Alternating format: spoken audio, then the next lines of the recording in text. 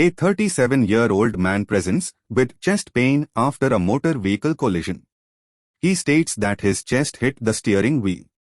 On initial evaluation, the patient is without fractures of the ribs or sternum, but there is a small chest wall contusion. The initial chest radiograph is negative, and the electrocardiogram shows non-specific centi-wave changes. What is the next step in the emergency management of this patient? A. Admit to telemetry for 23-hour observation. B. Discharge home after repeat ECG and troponin at 6 hours. C. Discharge home after repeat ECG in 1 hour. D. Discharge home if echocardiogram is negative. E. Discharge home if initial troponin is negative.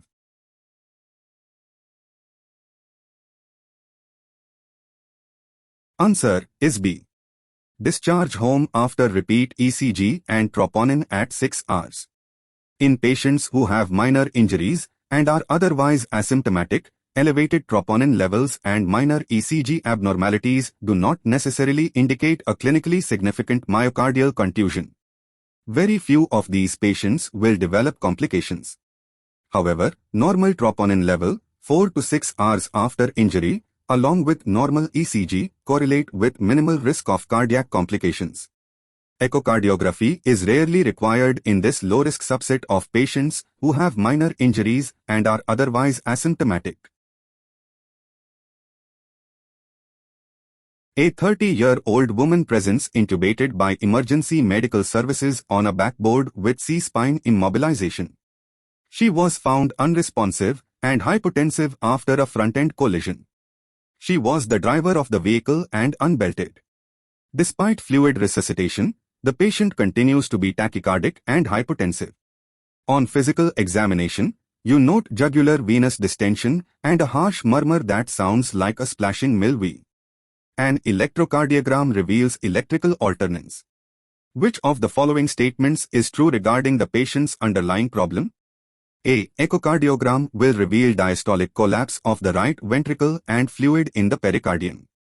B. Focused assessment with sonography in trauma will demonstrate echogenicity in Morrison's pouch. C. Patchy consolidation will be seen on chest radiograph. D. Pericardiocentesis is not indicated. E. She will have a negative focused abdominal sonogram.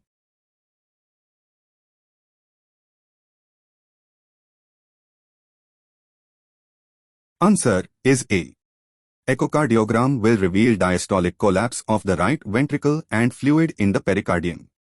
Early use of emergency department ultrasonography may facilitate the early diagnosis of cardiac rupture and pericardial tamponade.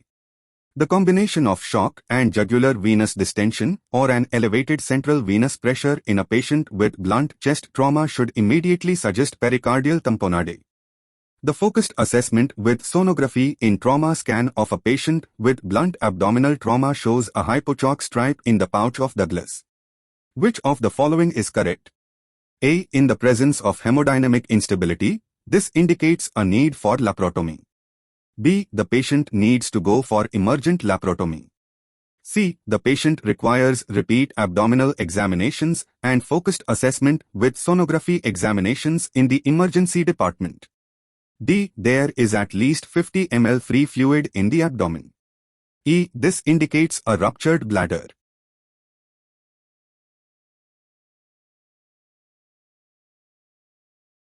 Answer is A. In the presence of hemodynamic instability, this indicates a need for laparotomy. The pouch of Douglas is one of the areas of ultrasound inspection for a focused assessment with sonography examination. If free fluid is present and the patient is hemodynamically unstable, the patient should forego computed tomography scanning for the operating room. Focused assessment with sonography examinations are effective in detecting as little as 100 ml of free fluid in the abdominal cavity. An 18-year-old man presents after a moderate velocity front-end vehicle collision. He has a blood pressure of 110 by 70 mm Hg, heart rate of 120 beats per minute, respiratory rate of 17 breaths per minute, and a Glasgow Coma score of 13. On physical examination, he has a tender abdomen and an unstable pelvis. A focused assessment with sonography examination is positive for free fluid in the abdomen. What should be the next step in this patient's management?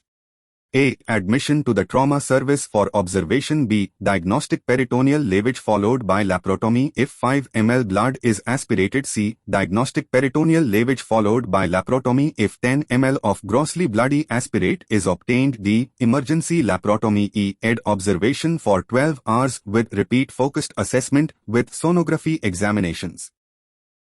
Answer is C. Diagnostic peritoneal lavage followed by laparotomy if 10 ml of grossly bloody aspirate is obtained.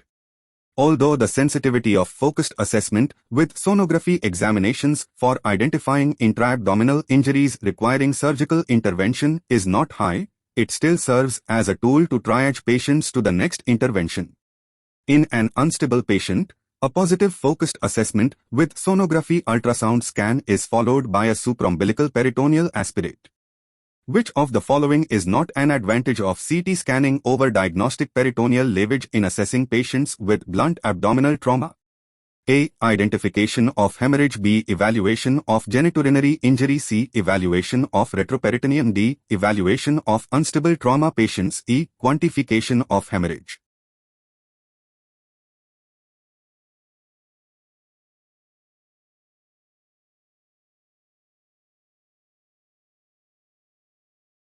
Answer is D. Evaluation of unstable trauma patients. In most situations, CT scanning has supplanted DPL because of its higher predictive ability for operative lesions and the fact that it is non-invasive. CT scanning can define the injured organ and the extent of the injury. It is most accurate for solid visceral lesions and accurately discerns the presence, source, and approximate quantity of intraperitoneal hemorrhage. It can demonstrate active bleeding from the liver or spleen, and it can be used to determine whether therapeutic angiographic embolization is indicated. CT scanning also evaluates the retroperitoneum. In cases of blunt trauma, DPL's primary remaining use is the triage of the patient who is hemodynamically unstable and has multiple injuries with an equivocal fast examination.